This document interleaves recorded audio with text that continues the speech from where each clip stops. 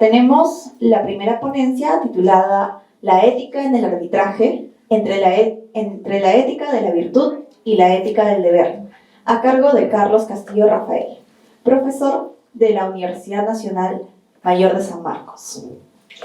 En segundo lugar tenemos la ponencia Arbitraje y Corrupción, ejercicio ético de la función del árbitro, a cargo de Joel Chipana Catalán, profesor de la Universidad de Lima.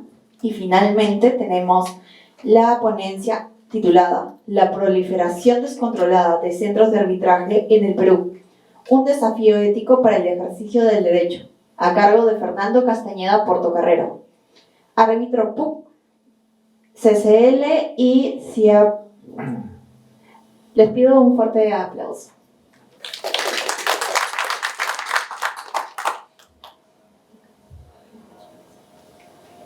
Buenas noches. En primer lugar, agradezco a la Facultad de Derecho de la PUC, mi universidad donde estudié filosofía, y al profesor del Mastro por la gentil invitación.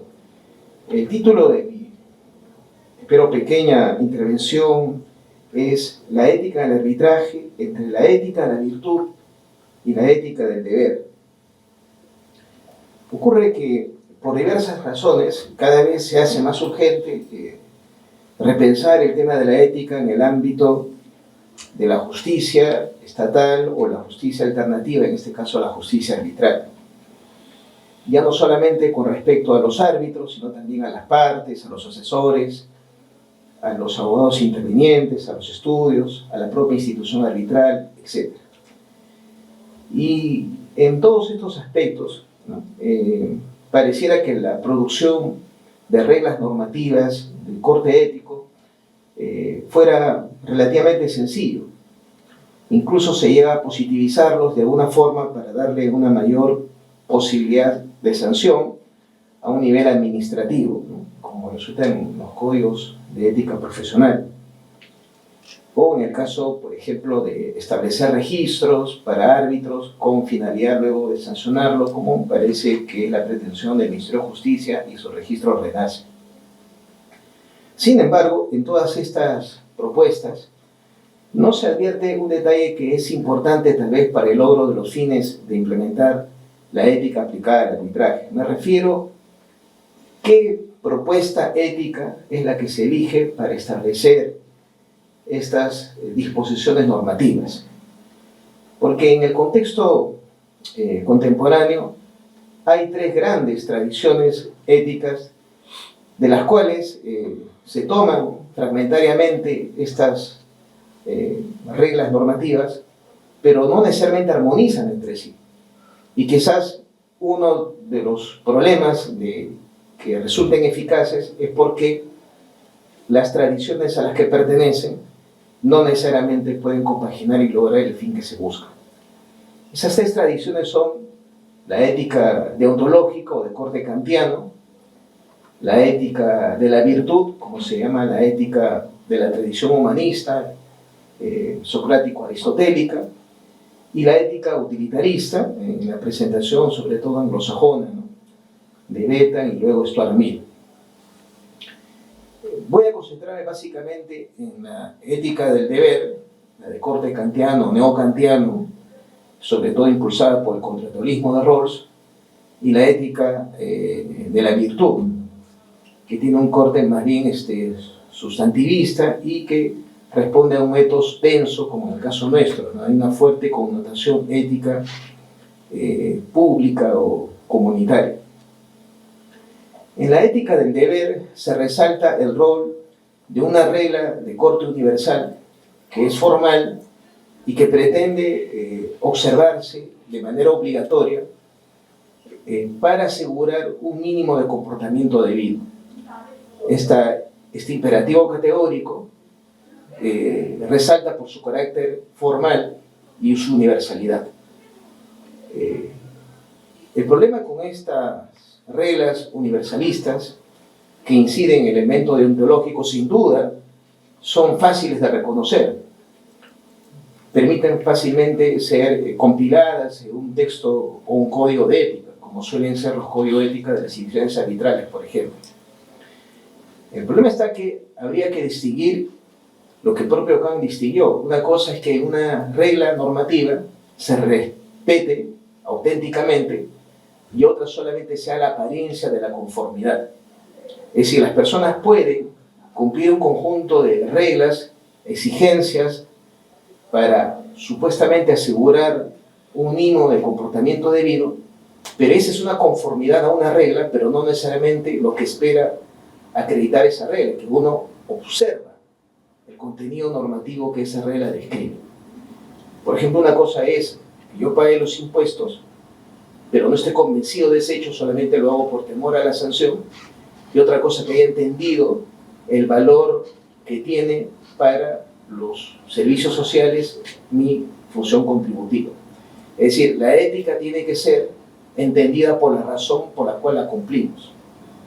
Generalmente, en el caso de propuestas deontológicas, es muy fácil parecer ético porque cumplimos con las formalidades, pero el tema radica en la intención con la cual cumplimos esas formalidades.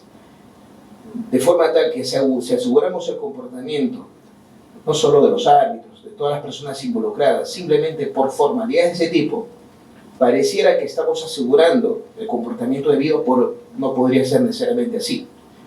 Por eso es que la ética de la virtud parece ser más eficiente en ese sentido, porque lo que busca la ética de la virtud es, en griego es arete, la virtud, es la excelencia del obrar. Y esa excelencia del obrar no radica en una acción particular, sino en una trayectoria de vida. La realización de un comportamiento debido no es el resultado de ciertas decisiones particulares sobre ciertos momentos y problemas o situaciones específicas, sino uno no puede dejar de ser lo que es. En consecuencia, una trayectoria de vida evidencia mejor ese comportamiento debido que se espera tenga un árbitro, por ejemplo. O la experiencia en practicar lo justo, en el caso de la justicia arbitral, reconocer la norma aplicable al caso, reconocer la lógica inmanente al arbitraje. Eso es algo que no debe desdeñarse, y a veces se da más relevancia a aspectos de carácter meramente formal, cumplir cursos, capacitaciones, es decir, presentar documentos, pero la experiencia no necesariamente tiene ese carácter de evidenciarse. Entonces, el elemento de la trayectoria personal, de vida, el elemento de la experiencia, Aristóteles decía que uno aprende a practicar justicia porque lo hace constantemente, se vuelve un hábito, y en esa capacidad nos volvemos prudentes, frónesis. Esa prudencia es también muy importante en el caso de una ética de la virtud. Los árbitros que tienen una constancia en el desarrollo de su función arbitral pueden reconocer los problemas típicos que se producen, por ejemplo, en las descripciones propuestas por el profesor en su exposición anterior, en las reglas IVA sobre esa suerte de conflicto de intereses.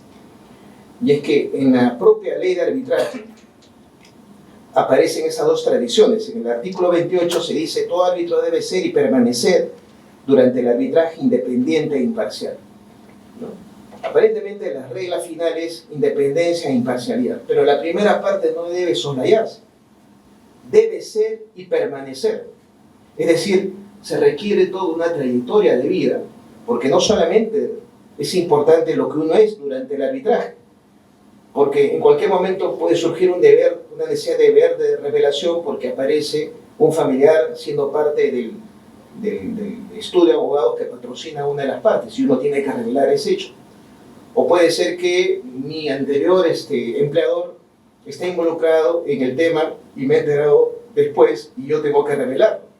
Entonces, toda esa forma en que yo escrupulosamente, ¿no?, evalúo mi vida, mis relaciones, mis experiencias pasadas, mis casos, los clientes que he tenido, que los tengo que organizar ahora, porque todo eso puede significar, si no lo revelo, una suspicacia de una posible duda razonable sobre mi comportamiento no debido, implica que yo debo, como pensaba en la ética de la virtud, que debo tener un cuidado a lo largo de mi vida, ¿no?, desarrollarme con bastante prudencia, con bastante mesura.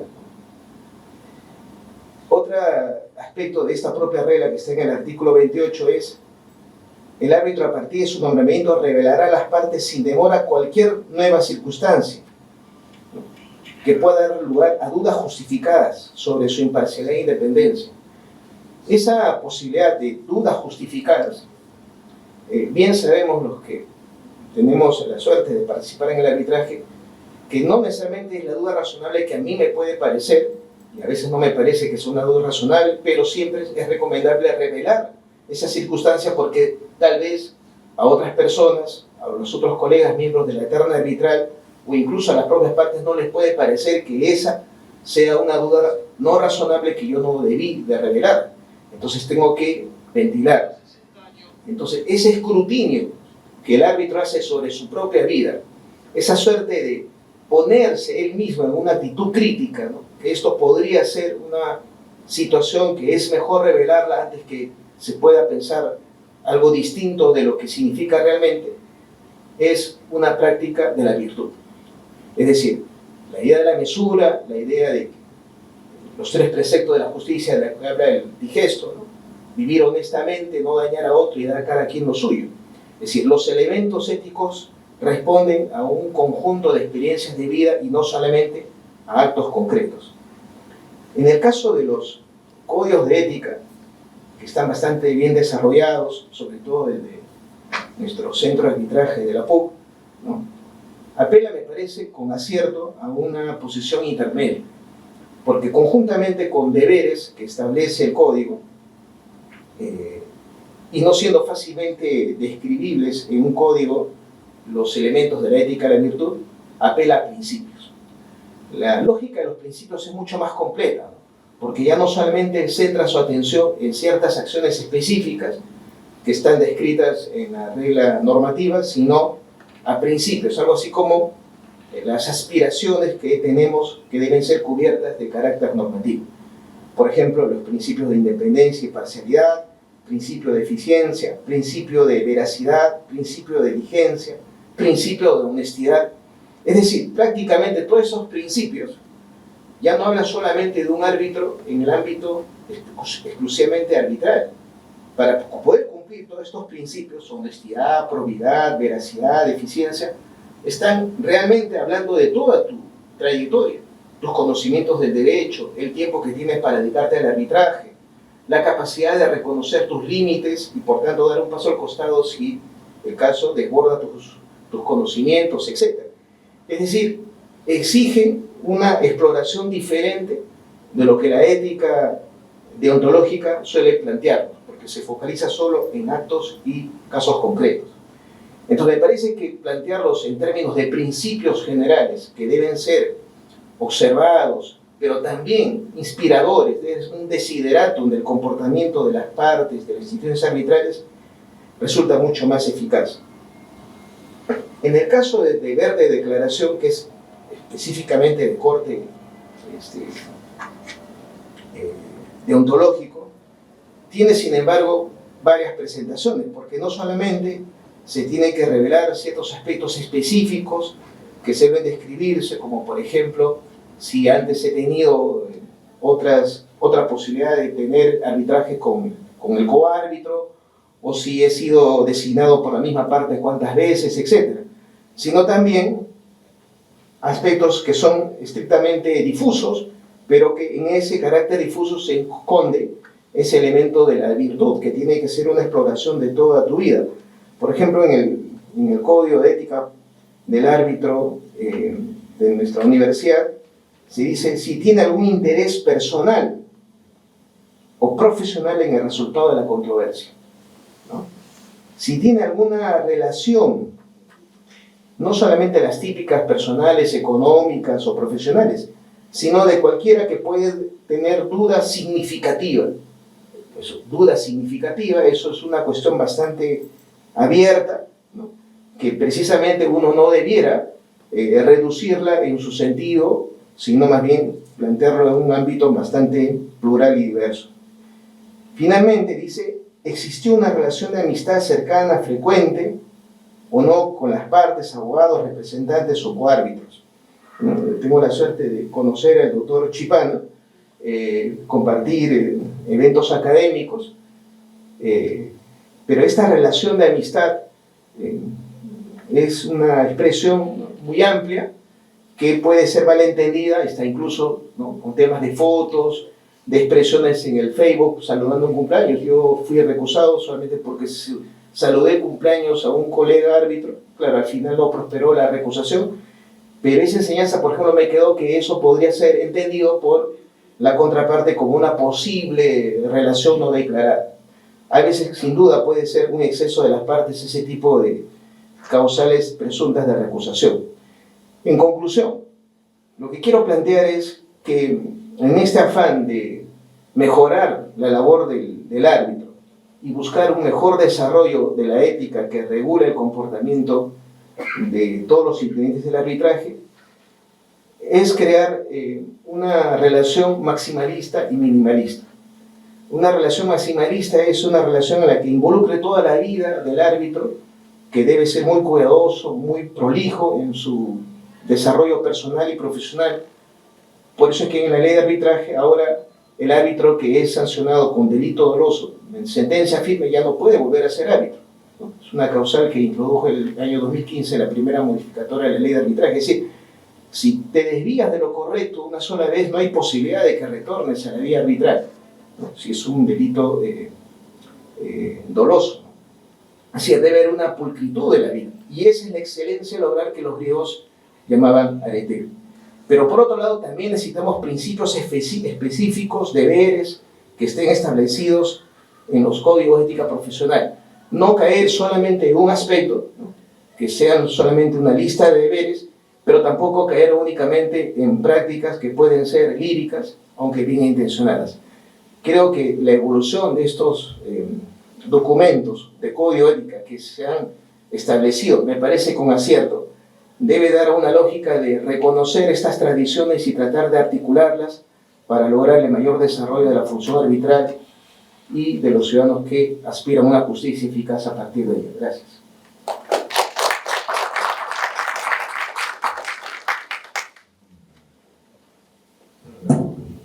Bien, muchas gracias. Mis primeras palabras de agradecimiento a la organización. Fernando, que además fue un profesor de ética conectado con la profesora Beatriz Boza en el 2009, que ganamos el concurso de ética abogados al banquillo, me acuerdo. Fuimos el equipo que salió de ese salón. Tengo gratos recuerdos. Y bueno, agradecerles a ustedes por estar aquí. Estamos compitiendo contra el fútbol, así que parece que el fútbol está ganando a la ética por goleada, porque tenemos poca gente, pero igual les agradezco que estén aquí. Yo voy a hablar sobre un tema que es, en realidad, en el Perú por lo menos es inacabable, ¿no? Y en el tema arbitral y en el ámbito arbitral también es inacabable conforme pasa el tiempo, porque cada vez se están inventando y generando supuestos de corrupción inimaginables. Y les voy a contar algunos casos también que yo he visto directamente, ¿no?, porque me ha pasado. El tema de la corrupción, yo creo que hay que enfocarlo en tres momentos, ¿no? Y antes de esto yo quisiera hacer una distinción de premisa en torno a los distintos tipos de arbitraje que hay. Tienes muchos tipos de arbitraje. Yo voy a enfocarme en este caso únicamente en el arbitraje de contrataciones del Estado, porque es el que tiene un auge importante en nuestro país, ¿no? Yo siempre me pregunto, ¿qué pasaría si el arbitraje no fuese obligatorio en contrataciones del Estado? Y no me queda ninguna duda que casi nadie hablaría de arbitraje. Y yo creo que es así, porque en el arbitraje se ha visto un negocio, ¿no? Y esto lo digo con absoluto respeto por árbitros que son de reconocida trayectoria, que lo conozco, y además porque en muchos de esos casos la inclinación hacia el arbitraje es una inclinación genuinamente académica. Yo desde que era estudiante de pregrado, yo me gradué con una tesis de arbitraje, siempre me ha gustado el arbitraje y lo he inculcado, lo he trabajado desde un plano académico y luego ya he ido adentrándome en el ámbito profesional. Entonces voy a enfocarme en este tipo de arbitraje por la particularidad de que es obligatorio y también por la particularidad de que se están discutiendo recursos del Estado, recursos de todos. Entonces, ante dos ecuaciones con variables distintas, las consecuencias evidentemente tienen que ser distintas. Cuando alguien me preguntaba, ¿y qué piensas del arbitraje comercial?, yo siempre digo la misma respuesta. Es contrato entre las partes y ellos pueden hacer lo que quieran, porque es su plata. Así que yo no tengo por qué meterme, ni el Estado debería por qué meterse en regular una actuación que es genuinamente contractual. Es un fruto de la autonomía de las partes y ellos quieren regular, conforme les dé la gana, regular su propio procedimiento. El arbitraje, en ese caso, es de las partes, ¿no? Pero en el caso del arbitraje en contrataciones públicas, al discutirse el tesoro público, el asunto tiene que verse, evidentemente, por lo menos en mi opinión, desde una perspectiva completamente distinta, con algunos parámetros que se tienen que seguir y que deben ser mínimos de una garantía de una correcta administración de justicia. Entonces, en ese escenario del arbitraje en contrataciones públicas, yo he identificado 3 momentos en donde la corrupción se va a presentar. Antes de que se inicie el arbitraje, durante el arbitraje y después de que termine el arbitraje. En esos 3 escenarios va a haber distintos casos y distintos supuestos de corrupción. Por ejemplo, me voy a enfocar en el caso durante el arbitraje, pero por ejemplo, en los supuestos en donde antes de que se inicie el arbitraje, el intercontractual, hay muchísimos casos de falsificación de documentos para ganar la buena pro, de los famosos diezmos que se generan para ganar la buena pro, de los expedientes que están mal elaborados, donde hay una inadecuada contratación de la persona o de la empresa que ha realizado el expediente técnico que luego se va a ejecutar. Es decir, hay muchos casos en donde la corrupción va a estar presente, pero aún el arbitraje no se ha iniciado. Pero sin ninguna duda, esa corrupción presente en ese momento va a tener una incidencia lógica, evidente, cuando el arbitraje se haya iniciado. Entonces yo voy a enfocarme en el caso en donde ya se ha iniciado el arbitraje, ¿no? Y he dividido esta parte en los supuestos de corrupción entre las propias partes y los supuestos de corrupción en la relación que existe entre las partes y los árbitros, porque hay que diferenciarlos por la cantidad de casos que se pueden presentar, ¿no? Los supuestos en donde los casos de corrupción se generan por actuación de las propias partes, me parece que acá el Tribunal Arbitral tiene un deber y tiene herramientas legales para poder hacer frente a estos casos de corrupción. Por ejemplo, podría hablar de 2 casos muy concretos. En primer orden, la nulidad de oficio que los árbitros podrían declarar, que es debatible, porque algunos dicen que la nulidad de oficio no debería permitirse en los árbitros en materia de contratación pública porque hacen una distinción con el derecho privado, con el derecho eminentemente civil. El derecho civil, en el 220, tiene la posibilidad de que los jueces puedan declarar de oficio una nulidad cuando nadie se los pide. Entonces, si el árbitro tiene evidentes elementos de juicio para darse cuenta que hay documentos falsificados, de que hay una actuación incorrecta, de que hay delitos en esos casos, yo no veo por qué no podría utilizar esta herramienta potente para entrar a declarar nulidades. Repito, teóricamente esto es muy debatible. Ha habido muchos foros donde esto se ha discutido. Algunos dicen que no, otros dicen que sí. Yo creo que sí. ¿De acuerdo? Ahora, también hay que ver en esos casos qué tipo de árbitro tienes. Y así como los jueces, tienes jueces que dicen las partes tienen que presentar el caso, yo no hago nada. También hay jueces que quieren llegar a la verdad material y van a utilizar, por ejemplo, otros mecanismos como las pruebas de oficio, ¿no? Que es una facultad que tienen los jueces para poder lograr investigar y llegar a una verdad de fondo. Cuando los jueces, evidentemente, son, algunos lo llaman activistas, ¿no? ¿Esa misma lógica se puede aplicar a los árbitros? Yo creo que sí. De hecho, en mi experiencia, yo como árbitro unipersonal o miembro de un tribunal, varias veces hemos ordenado pruebas de oficio, fundamentalmente pericias, porque había temas que no cuadraban con la alegación de las partes y nosotros queríamos llegar a realmente entender cuál es el eje del asunto y se ordenaban pruebas de oficio y no había ningún problema con eso, ¿de acuerdo? Entonces, estos casos que las partes traen al proceso pueden, de alguna manera, a través de estas herramientas legales, tratar de manejarlos y tratar de lograr, digamos, una administración de justicia eficiente acorde a ley.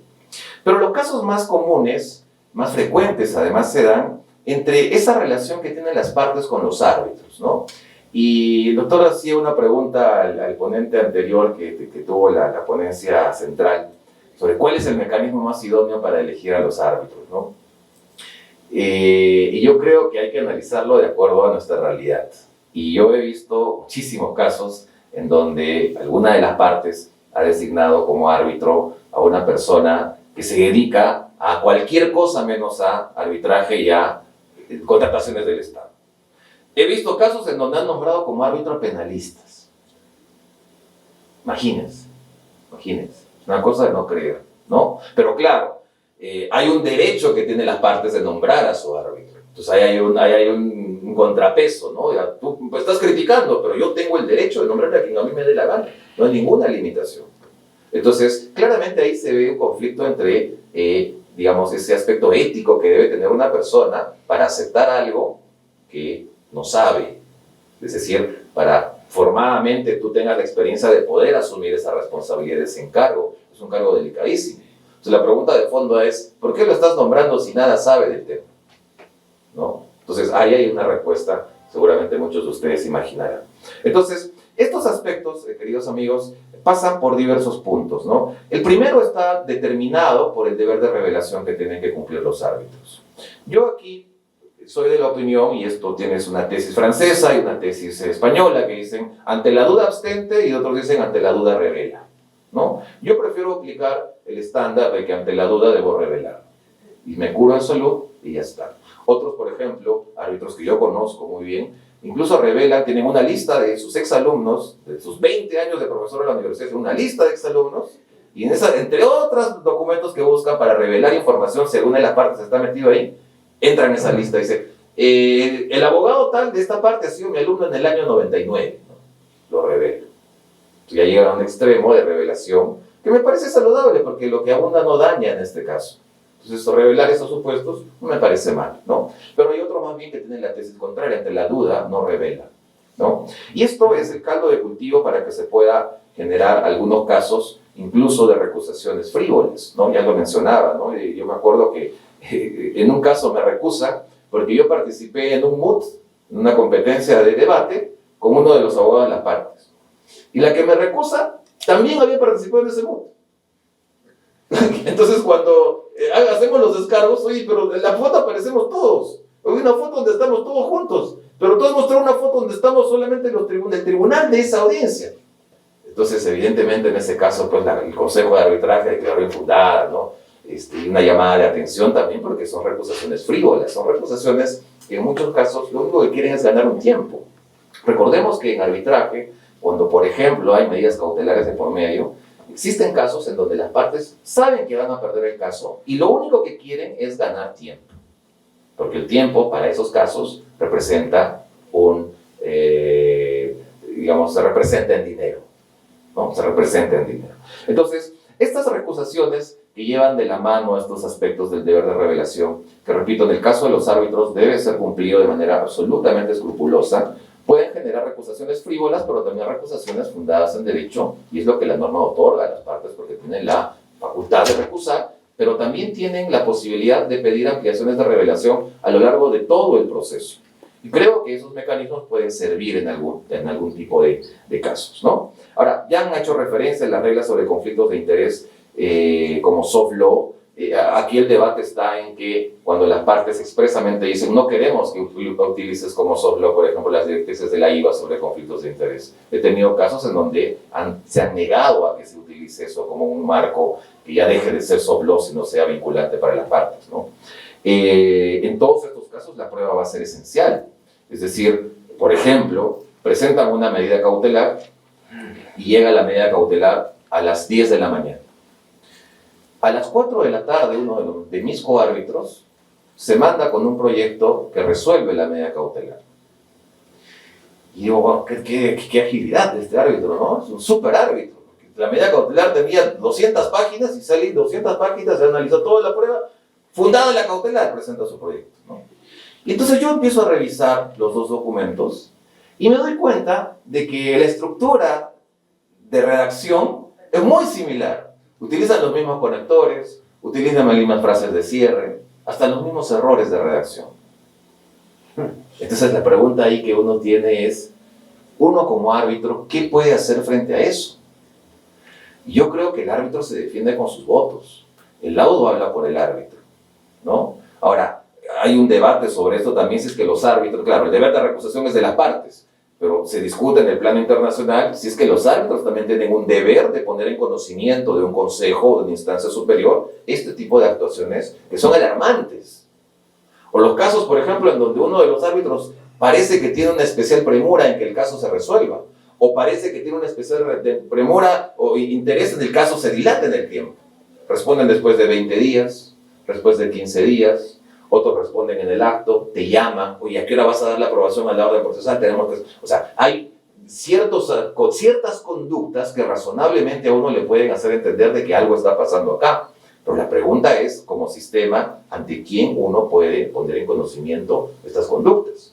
¿No? Claro, me queda claro también si es que uno de los árbitros habla, ese árbitro para los otros ya está muerto, porque nunca más lo van a nombrar, ¿no? Entonces, yo creo que estas cosas se tienen que decir. González Parada decía, pues hay que romper ese infame pacto de hablar a media voz, ¿no? Y yo creo que hay muchos casos de corrupción que, como estos que estoy mencionando, se pueden corregir con un adecuado marco legal. Hay, digamos, iniciativas muy importantes en materia de situaciones de recusación, por ejemplo, en la Cámara de Comercio, desde el Faro de Transparencia. La Católica, por ejemplo, tiene un código de ética muy logrado. Yo creería que es el texto mejor logrado en materia de códigos de ética, de conducta que tenemos en el país, y tal vez comparándolo con la experiencia que tengo con Colombia y con Chile.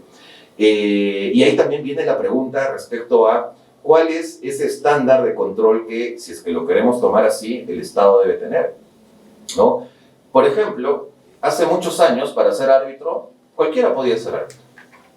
Cualquiera, literalmente, ¿no? La norma no establecía capacidad de ejercicio y dos cosas más, ¿no? Pero en el tiempo, y en materia de contrataciones del Estado, esos requisitos para ser árbitros han ido subiendo. Y el último registro, el último mecanismo para ser árbitro es un mecanismo que ha sido muy golpeado, muy criticado, porque entras a una evaluación en 3 etapas: una etapa curricular, una etapa de conocimiento y una entrevista.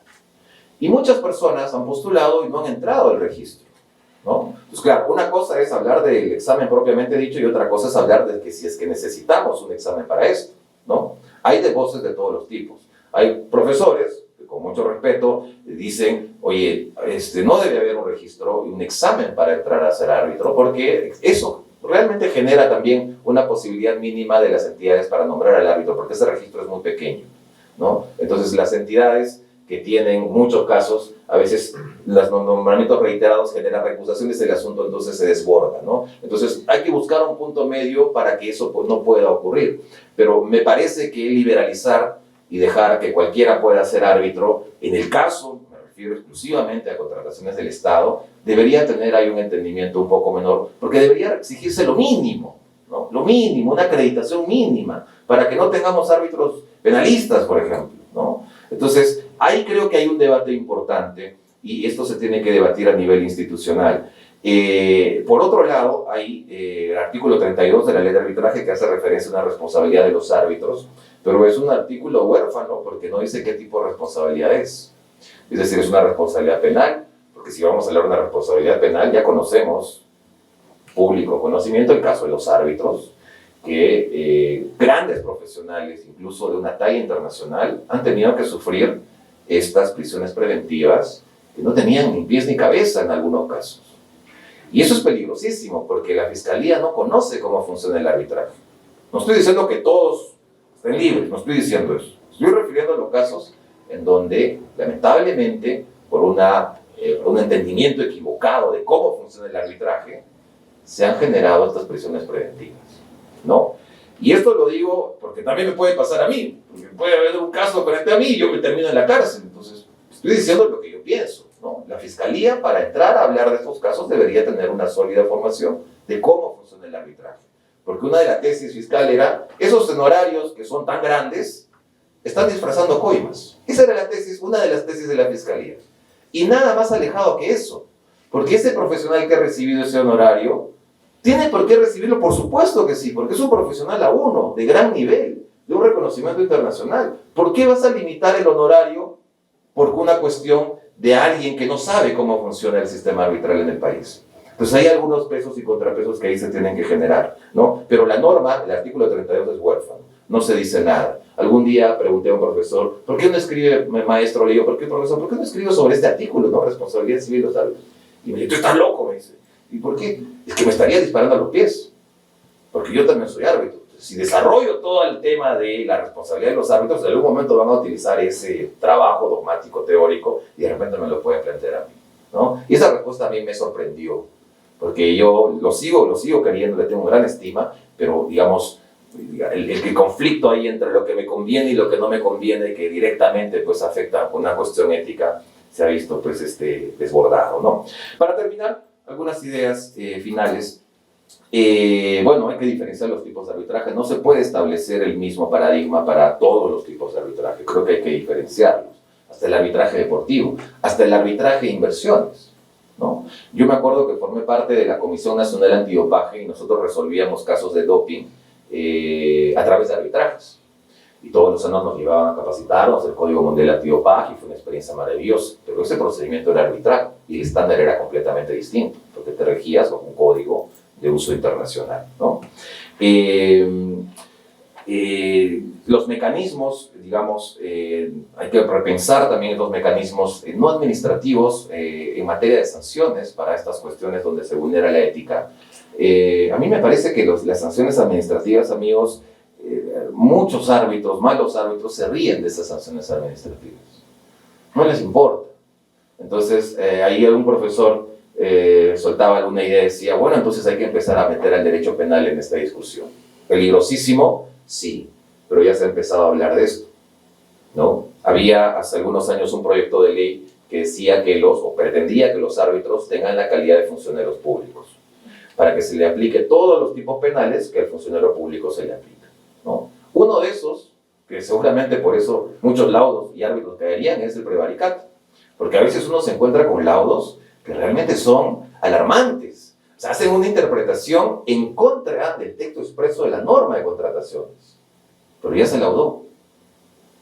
Entonces, ese proyecto de ley quedó ahí, ¿no? La discusión todavía se mantiene, de tanto en tanto salta, ¿no? Y finalmente, el tema de, con mucha pena lo digo porque yo soy provinciano, soy cusqueño, ¿cómo es que el arbitraje se lleva en provincia?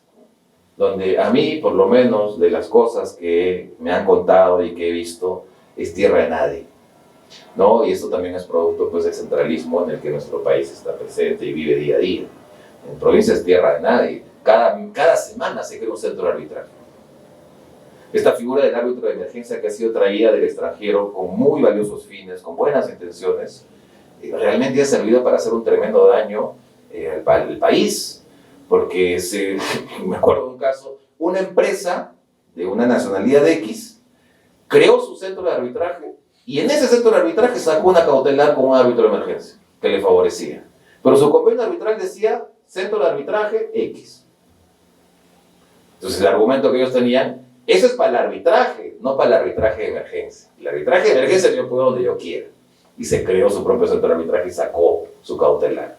Y como ese caso hay muchos, ¿no? Y eso, por ejemplo, ha merecido también un análisis muy profundo de algunas instituciones en donde, por ejemplo, ya no permiten la figura de los árbitros de emergencia porque ciertamente genera muchos perjuicios directos, palpables, para los intereses de una de las partes del proceso, en este caso de la parte del Estado. Entonces, bueno, el tiempo ya se me acabó, pero no quería dejar de compartir esas ideas con ustedes. Creo que el tema es mucho más profundo, merece un análisis mucho más riguroso.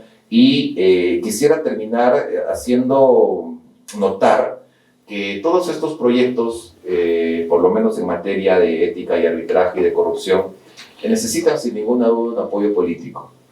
Porque de nada sirve que nosotros discutamos acá y pintemos en la cancha y sepamos cuáles son los errores y cuál es el problema, pero si es que no existe un apoyo político para que pueda materializar esto y pueda empujar, digamos, reformas normativas reales, creo que esto se va a quedar en un paper y ya está, ¿no? Y el arbitraje va a seguir lamentablemente como está, y lamentablemente yo creo que en muchos casos está matando el arbitraje, ¿no? Estas personas que están viendo en esto un negocio están matando el arbitraje y están viendo en el arbitraje un botín, como muchas personas que entran a política porque ven en el Estado un botín. Ese es un botín. El arbitraje también es un botín. Yo siento en muchos casos que es así y me da mucha pena porque es un mecanismo genuinamente eficaz y eficiente para resolver conflictos, ¿no? Entonces, bueno, esas son algunas ideas, así que les agradezco mucho por escuchar.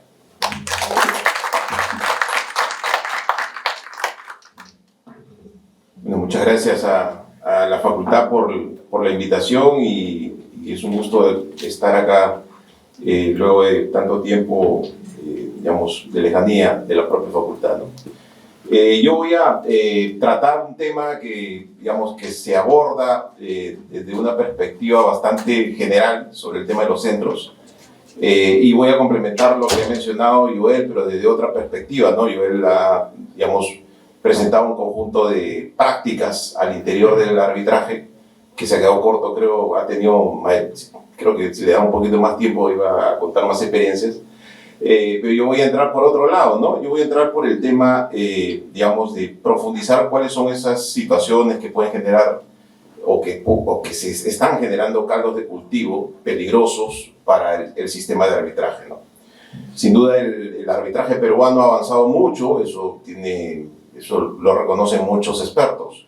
Y yo no voy a hablar acá de los avances del sistema de arbitraje, porque para eso están todos los eventos que ustedes pueden asistir, digamos, tanto presencial o virtual, en donde se suelen, digamos, contar los beneficios y las fortalezas del sistema arbitral peruano. No, ahí no hay ningún problema, ¿no? Lo que yo quisiera, digamos, destacar es que, digamos, en este tema no hay que ser ingenuos, pues. O sea, el árbitro es un juez y si es un juez va a estar sujeto como juez a intentos de captura y cooptación. Eso está estudiado, ¿no? Porque tiene que decidir entre partes y a veces las partes no tienen claros los límites éticos y van a tratar de influenciar, como ha dicho Joel, de múltiples maneras. A nivel de, por eso es que los jueces pues tienen todo un estudio, ¿no? Las reformas judiciales siempre han estudiado todo este tema a través de cómo evitar las cooptaciones de los jueces, a través de evitar digamos, el tema de las remuneraciones, las capacitaciones, las especializaciones, en fin, todo el estatuto orgánico que tienen los jueces, incluso el principio de unidad y exclusividad surgió justamente para evitar la captura, en fin, hay todo un desarrollo histórico de cómo evitar la captura de los jueces. Bueno, el arbitraje es mucho más joven, pero también hay esas intenciones de capturar a los árbitros y a las árbitras.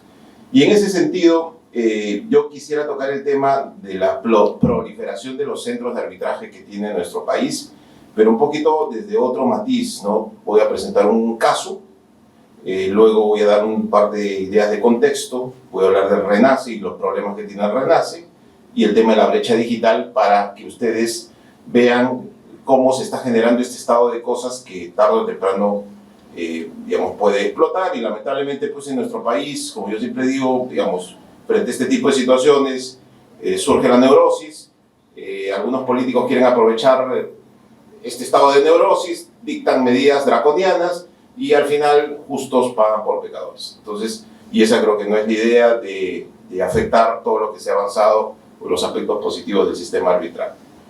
Amparo, expediente 1256-2022.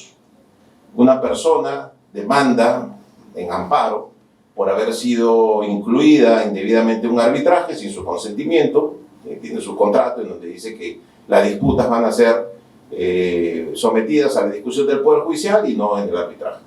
No obstante, es incluida en este arbitraje, donde se discute esta discusión, este tema, en un tribunal que está registrado en el RENACE, que se llama Tribunal Arbitral de la Corte Interamericana de Derechos Humanos. O sea, eso es el tribunal del tribunal, ¿no? En fin, nada más alejado de la Corte Interamericana de Derechos Humanos que este tipo de tribunal, ¿no?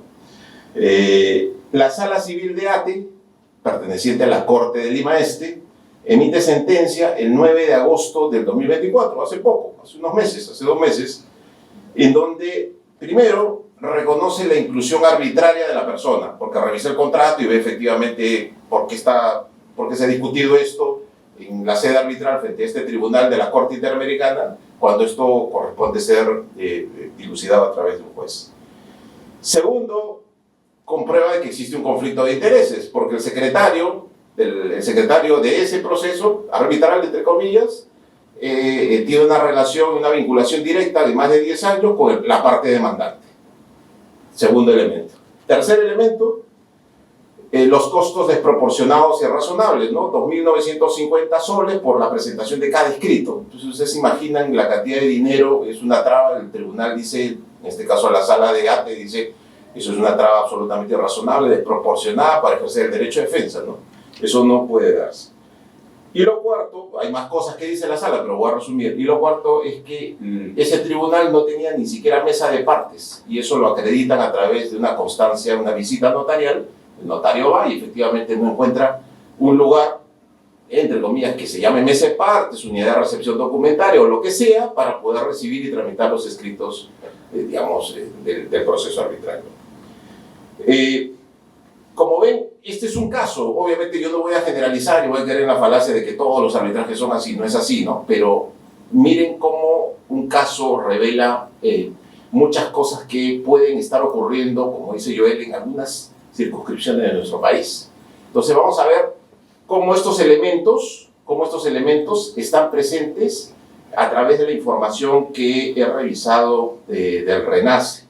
Porque finalmente, más allá de los críticos que puedan existir en torno al RENACE, y le doy la razón a los actuales críticos que han sacado un pronunciamiento, ¿no?, en torno a esta inclusión a través del decreto legislativo 1660, que obviamente va a duplicar con las funciones de la nueva ley de contrataciones. Entonces, ¿ya para qué, no? Obviamente la ley de contrataciones ya ha dispuesto un conjunto de mecanismos, ¿no? Ya el ministerio no tendría que entrar ahí. Pero bueno, primer dato de contexto, para poder entender este estado de cosas o este caldo de cultivo que tanto nos preocupa. Existe un alto nivel de centros en Lima y en el Callao.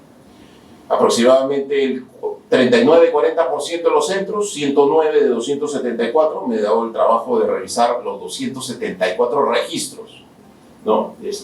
Porque, digamos, recordando mis épocas de la Defensoría del Pueblo, que me gustaba siempre supervisar, me he revisado los 274 registros. Y digo registros, ¿por qué? Porque ahora les voy a contar que en realidad no son 274 centros, ¿no? Van a ver por qué. Segundo, pocos centros tienen respaldo institucional. 13 centros tienen respaldo de colegios profesionales, básicamente ingenieros y abogados, y uno de arquitectura. 11 de cámaras de comercio y solo 4 de universidades. A pesar de haber la proliferación de universidades y muchas de prestigio, solamente hay 4 que tienen, entre ellos obviamente la Universidad Católica, que respalda al CARC. Eso como datos de contexto para explicar un poco qué es lo que está pasando a nivel nacional, un par de datos. ¿Qué problemas tiene la información del RENACE? Que mal que bien es lo que hay, ¿no? Es lo que nos da algo de información sobre lo que pasa en la vida arbitraria. El año 2020 es la última actualización de la información de 65 centros. Es decir, cuando uno revisa las fichas, uno se da cuenta que del registro 209 al registro 274, su última actualización fue el 2020. Es decir, no se han movido más las fichas, a pesar de que hay otros que sí se han movido esas fichas, pero de todos estos centros ahí han quedado inmovilizados. Llegó el COVID y como que ahí quedaron todos. Primero, ¿cómo tomar decisiones informadas para los usuarios si ni siquiera hay un movimiento actualizado de la información? Segundo, si no estás actualizando información, ¿estás operando con estándares de calidad? Esa es mi pregunta que yo hago, ¿no? O sea, si ni siquiera te estás preocupando en actualizar la información, ¿estás realmente preocupándote por operar con altos estándares de calidad? ¿Tienes un compromiso con la mejora continua?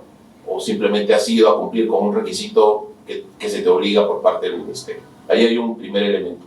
O sea, no hay una data actualizada oficialmente. Segundo elemento, hay centros que tienen registro duplicado.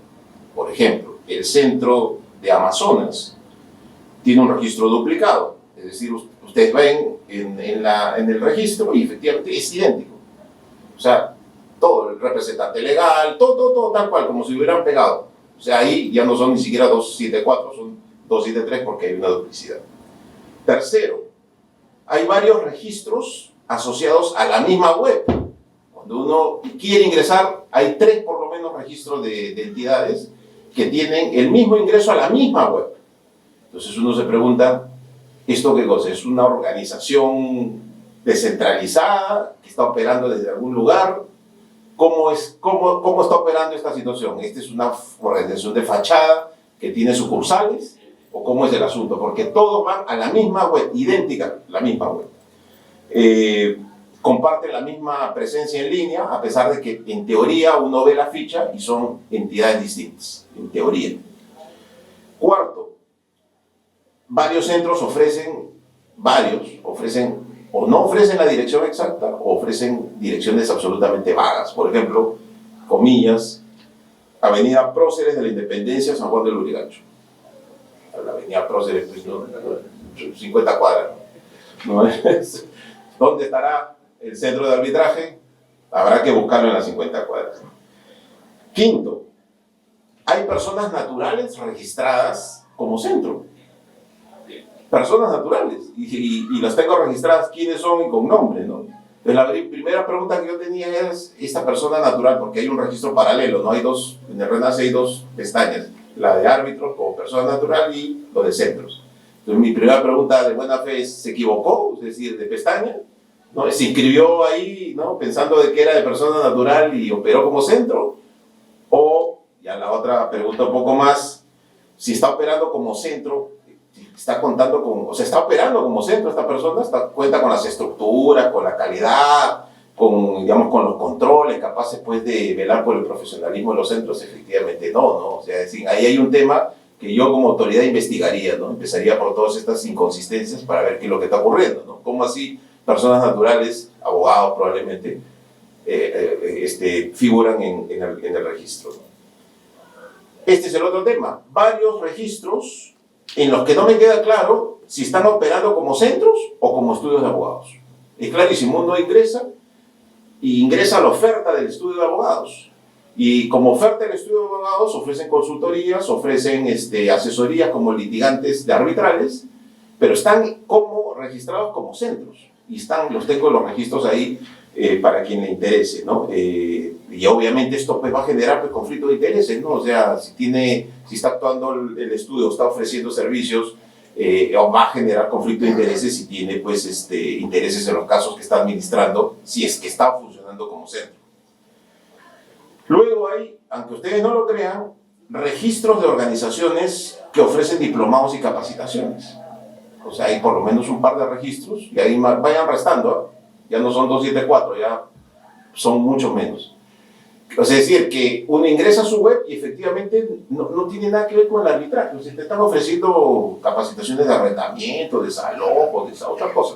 Es decir, yo intuyo de que lo han hecho ahí de repente para decir estoy inscrito en registro, en RENACE, porque muchos se publicitan con el logo del ministerio, es decir, en su página web ponen su logo abajo, y claro, la persona que pasa por ahí ve la web, no, tiene algún grado de legalidad, de certificación. Entonces, he buscado, en otras palabras, un registro para poder marketearme, ¿no? Frente a terceros. Eso en cuanto a las inconsistencias. Como ven, ahí nomás ya yo creo que el registro tendría que ser pues examinado, ¿no? Escaneado a profundidad, si es que subsistiese. Por otro lado, hay una brecha digital enorme, ¿no? Hay un primer problema, que hay 177 de 274 centros sin web registrada, es decir, el 64% no tiene web, no tiene nada.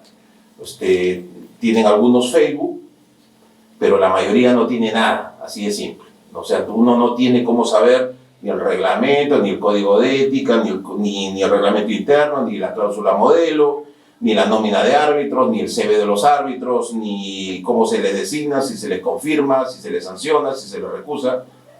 No hay nada, no hay forma de saberlo. Entonces, ahí hay en mi opinión, un grave problema. Tampoco, obviamente, hay información financiera sobre las tarifas, los costos, sobre los casos, reseñas de casos o de laudos contra el Estado, incluso decisiones también pues, de la corte, de las cortes o consejos de arbitraje respectivos, que nos puedan pues, dar luces acerca de cuál es el temperamento, de cómo se administra esa corte, ¿no? Y el segundo problema, antes de que ya me sacaron la tarjeta amarilla, es que de los centros que sí han registrado web, 32 la tienen inoperativa. Y eso porque yo he entrado 2 veces, por si acaso, vaya a haber error. 32 simplemente no funcionan, las que han declarado que tienen web. Y he buscado también si es que efectivamente hay webs alternativas o buscando por el nombre de la institución y simplemente no hay. Entonces ahí nomás, si es que sumamos entre las que no tienen más las que han declarado que tienen pero que no funcionan, tenemos 209 de 274. Es decir, digamos una brecha, mayoritariamente las 3/4 partes de centros del Perú no tienen, digamos, acceso digital, ¿no? Entonces, y esto, digamos, yo creo que este es un estado de cosas.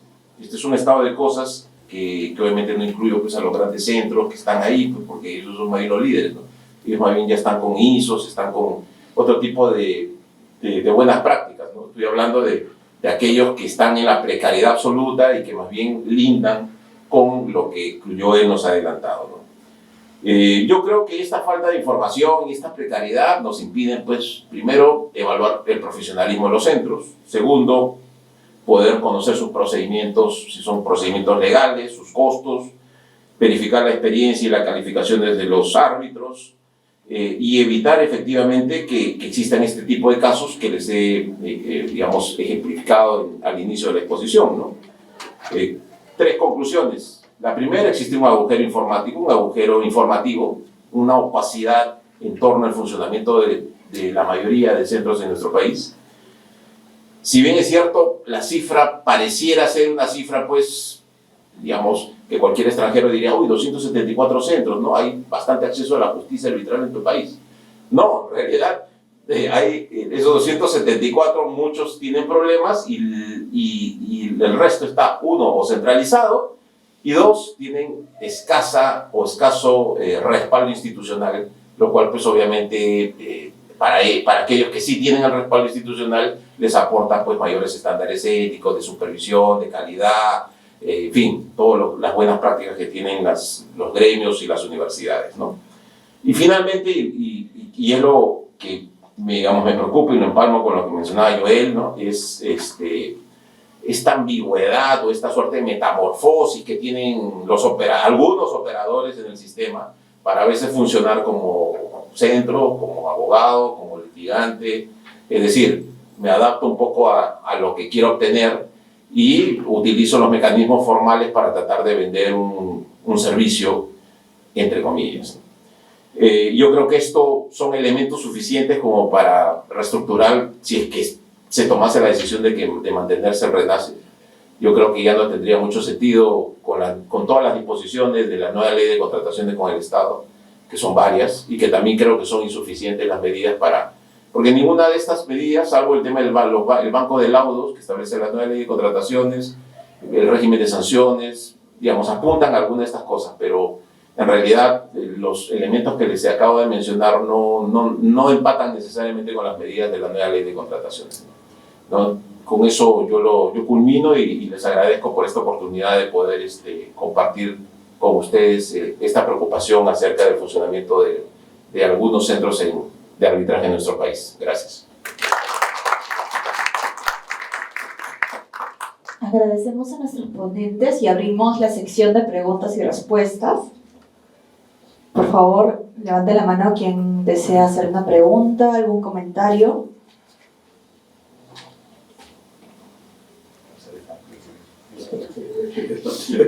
Bueno, sí, sin más, al parecer todos estamos...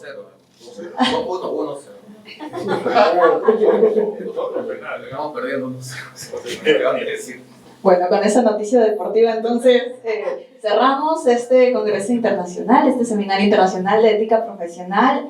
Agradecemos su asistencia, su interés, sus preguntas, sus comentarios y les deseamos una buena noche. Muchas gracias. Muchas gracias.